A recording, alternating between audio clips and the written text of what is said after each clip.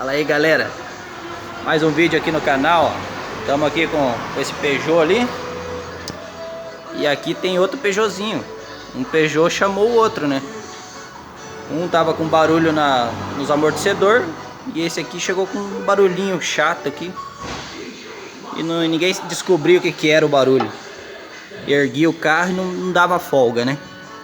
E aqui, ó, o barulho tá aqui, ó, na bucha da barra estabilizadora, beleza? Que a bieletinha também tá com folga.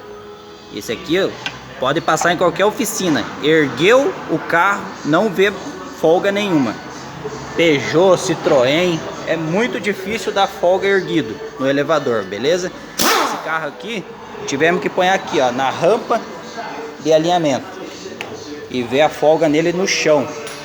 E aí constou ali, ó, a bucha da barra estabilizadora e as bieletas. E esse carrinho aqui eu vou deixar pro especialista aqui em Peugeot, beleza? O Luan. E deixa o seu joinha aí, se inscreve no canal aí, nos ajuda para nós fortalecer aqui nosso canal aqui. E nós vai trazer aí mais umas dicas para vocês aí, beleza?